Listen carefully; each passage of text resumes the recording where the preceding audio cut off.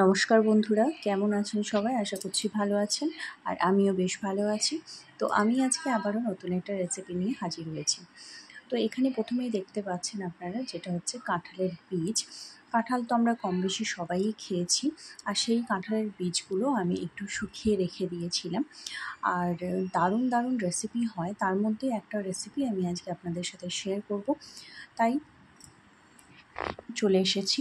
আর এই কাঁঠালের বীজগুলো এভাবে শুকিয়ে দিয়ে যখন খোলাটা একদমই শুকিয়ে যাবে, তখন এভাবে ফেটে ফেটে যাবে আর হালকা হাতে এগুলো অটোমেটিক খুলে চলে আসবে।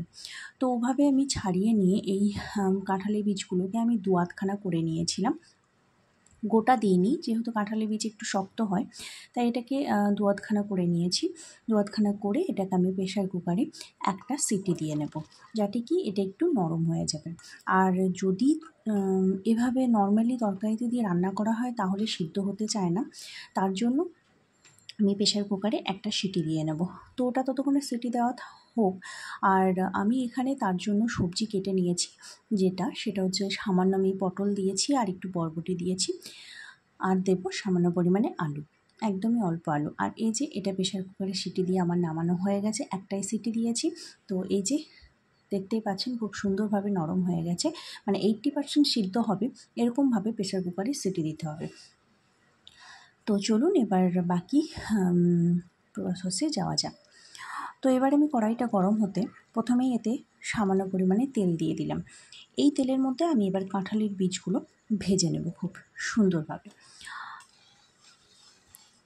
যারা আমার চ্যানেলে নতুন আছেন তারা প্লিজ সাবস্ক্রাইব করে নেবেন, যারা আমার চ্যানেলে পুরনো আছেন তারা পুরো ভিডিওটা দেখে ভালো লাগলে অবশ্যই একটা লাইক দিয়ে দেবেন। তো তেলটা আমার মোটামুটি গরম হয়ে গেছে, এবার আমি সিদ্ধ করে রাখা কাঁঠালের বীজগুলো এই তেলের মধ্যে দিয়ে দেব।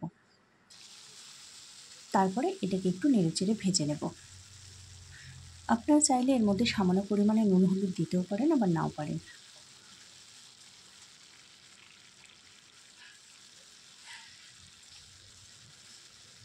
তো গ্যাসের ফ্লেমটা হাই রেখেই এটাকে একটু ভালো করে নেড়েচেড়ে ভেজে নিতে হবে, কারণ কি এটা অলরেডি সিদ্ধ হয়েই আছে। আর আমি এখন এর মধ্যে সামান্য পরিমাণে একটু নুন অ্যাড করে দিলাম। তারপরে এটাকে ভালো করে একটু গোল্ডেন ব্রাউন করে ভেজে নেব। ব্যাস 2 মিনিট মতো একটু ভেজে নিলেই হয়ে যাবে। এটা ভাজা হয়ে গেছে, এখন আমি একটা জায়গায় তুলে নিচ্ছি।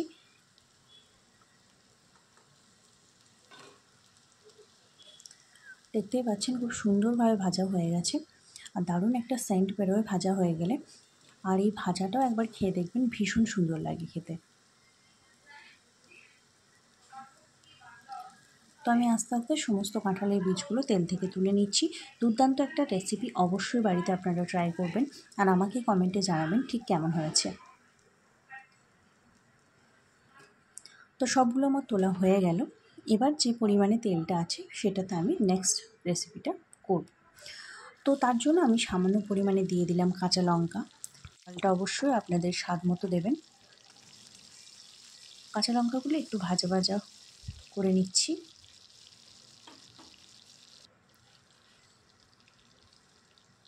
এর মধ্যে এবার আমি সামান্য পরিমাণে দিয়ে দিলাম 5 ফোড়ন। এবার আমার কেটে ধুয়ে রাখা পটলটা আর বরবটিটা আমি আগে দিয়ে দিচ্ছি। তারপরে এই বরবটি আর পটলটাকে খুব ভালো করে ভেজে নিতে হবে। একটু ভালো করে ভাজলে এটাতে যে কাঁচা কাঁচা গন্ধটা থাকে সেটা কেটেই যায়, আর কেটে গেলে তরকারিটা সুন্দর একটা টেস্ট আসে। এবার আমি এর মধ্যে সামান্য পরিমাণে নুন আর হলুদ অ্যাড করে দিলাম। এবার এটাকে ভালো করে নেড়ে চেড়ে 2 থেকে 3 মিনিট মতো ভেজে নেব।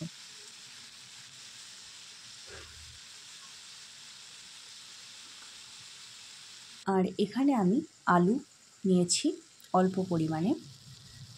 তো পটলটা আর বরবটিটা অর্ধেক ভাজা হওয়ার পর আমি আলুটা এখানে অ্যাড করে দিলাম।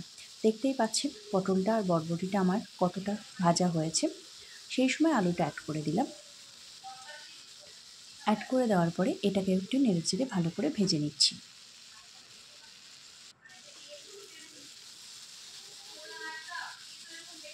তো এটাও মোটামুটি ভাজা হয়ে গেছে আমার 2 মিনিট মতো।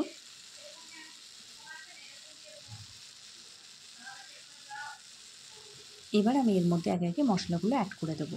তো সবার প্রথমে এর মধ্যে সামান্য পরিমাণে আদা রসুন বাটা অ্যাড করছি। তারপরে এটাকে একটু নেড়েচেড়ে ভালো করে কষিয়ে নিচ্ছি।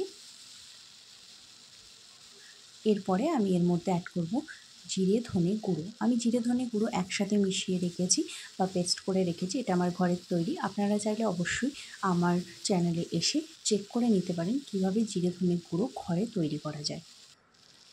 তো সব মশলা দিয়ে একটু ভালো করে কষিয়ে নিচ্ছি আমি। এরপরে এর মধ্যে আমি অ্যাড করে দেবো আমার ভেজে রাখা কাঁঠালের বীজগুলো। অ্যাড করার পরে এটাকে খুব সুন্দরভাবে কষিয়ে নিতে হবে।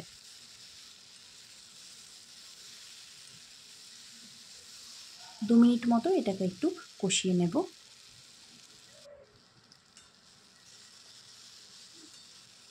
তো সবগুলো মোটামুটি মশলার সাথে ভালো করে কষিয়ে নেওয়া হয়ে গেছে।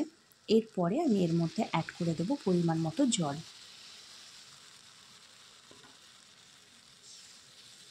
এবার একটু নেড়ে চেড়ে নেব। তারপরে এটাকে মিনিট 5 মতো ঢাকা দিয়ে রেখে দেব।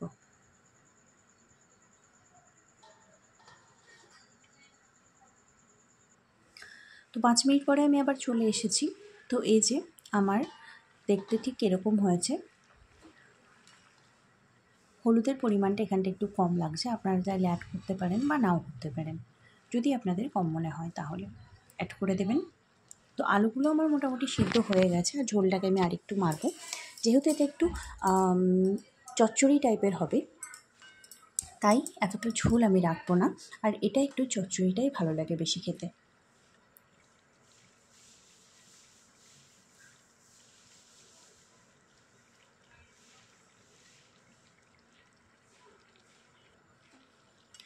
তো এই যে জলটা আমার বেশ মরে গেছে, আর সবজিগুলোও সিদ্ধ হয়ে গেছে দারুণভাবে।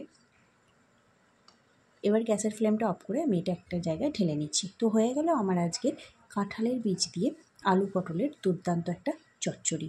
আশা করছি খুব ভালো লাগছে, আর অবশ্যই একটা লাইক দিয়ে দেবেন, আর বাড়িতে ট্রাই করলে আমাকে কমেন্টে জানাবেন ঠিক কেমন হয়েছে খেতে। দুর্দান্ত একটা রেসিপি আমি আজকে আপনাদের সাথে শেয়ার করলাম। ফিরে আসবো পরবর্তী আবার এরকম নিত্য নতুন দুর্দান্ত রেসিপি নিয়ে।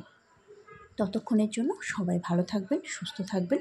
আশা করছি রেসিপিটা আপনাদের খুব ভালো লেগেছে।